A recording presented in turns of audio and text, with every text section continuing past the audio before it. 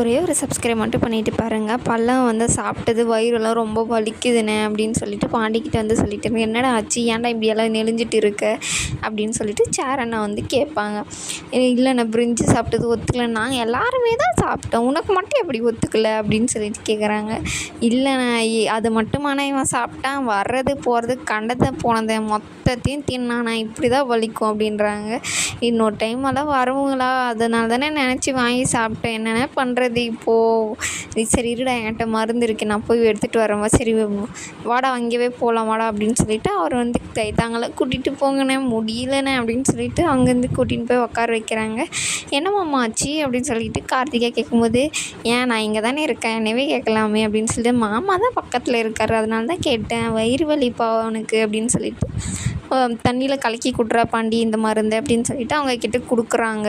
அவர் அங்கேருந்து போயிடுவார். அதுக்கப்புறம் பார்த்தீங்கன்னா நடேசன் வந்து பார்த்திங்கன்னா ஆடி ஈடி வந்து அவங்க தங்கச்சி மேலே விழுந்துருவாங்க. என்ன தான் உனக்கு இப்போ என்ன ஆச்சு, என் மேலே வந்து விழுகுற, அப்படி ட்ரெயின் ஆடுது, நான் என்ன பண்ணிட்டோம் அப்படின்னு சொல்லிட்டு அவங்களும் சொல்கிறாங்க. இதே உனக்கு பொழப்பா போச்சு, போய் ஒரு இடத்துல உக்காரேன், எதுக்கு இந்த மாதிரி சுற்றிட்டு கிடக்கிற, எனக்கு மேலே விழுறதே உன் வேலையாக போச்சு, உயிர் எடுக்கிறியா அப்படின்னு சொல்லிட்டு அவங்க தங்கச்சி வந்து அவங்கள திட்டிகிட்டே இருப்பாங்க. நான் என்ன பண்ணுறது, எனக்கு இந்த சேரை இருக்கான் பாரு, பக்கத்தில் ஸ்டேட்டில் போய் கூட பொண்ணு பார்க்கக்கூடாதா, கேரளா ஆந்திரான்னு சொல்லிட்டு பீகாரில் போய் பார்த்துருக்கான், டைமே போக மாட்டேங்குது அப்படின்னு சொல்லிட்டு இருப்பாங்க. நிலாவும் சொல்லணும் வருவாங்க. என்ன மருமகளே உனக்கு டைம் போக மாட்டேங்குது, ஆமாம்மா இருக்கிறத விட ரொம்பவே ஸ்லோவாக போகுது இந்த ட்ரெயின் அப்படின்னு சொல்கிறாங்க. ஒரு பணக்கார இடத்துல கட்டியிருந்தேன்னா சொயின் ஃப்ளைட்டில் போயிருப்பல்ல அப்படின்றாங்க.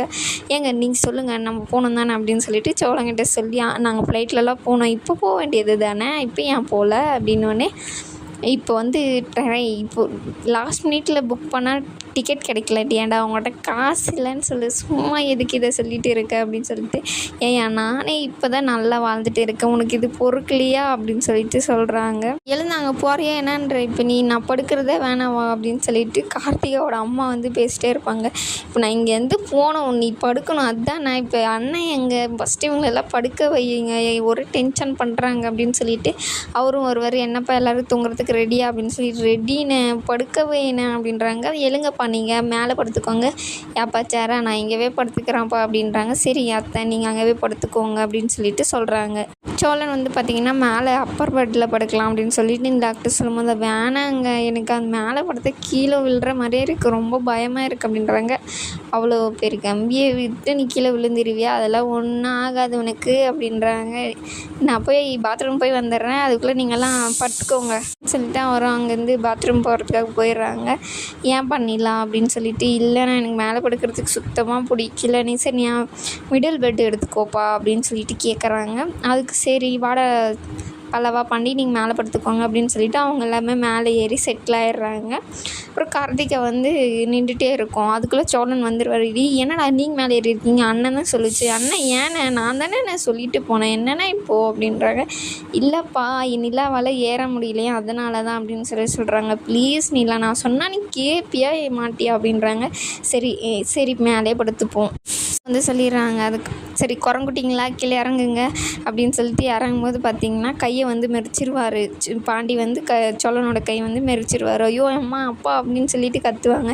என்னடா அவங்க கூட ஒரே தலையெழுத்தாக போச்சு, எனக்குடா இந்த மாதிரி பண்ணிவிட்டு சுற்றிட்டு இருக்கீங்க, நீங்கள் போய் ஒரு இடத்துல படுக்க மாட்டிங்களாடா அப்படின்னு சொல்லிட்டு எல்லாம் இது பண்ணிகிட்டு இருப்பாங்க. அப்புறம் எண்ணெய் இருக்கும் பாரு எடுறா அப்படின்னு சொல்லிட்டு, எண்ணெய்லாம் எடுத்து வந்து எண்ணெய் நீங்கள், ஐயோ சூப்பர்ண்ணே அப்படின்னு சொல்லிட்டு, எப்பா நான் வழியில் உயிர் போயிட்டு இருக்குது, நீங்கள் என்ன ஒரே பாராட்டு தள்ளிட்டு இருக்கீங்க, அதை எடுத்து பூசுங்க அப்படின்னு சொல்லிட்டு அவர் வந்து அதை பூசிட்டு இருக்காங்க.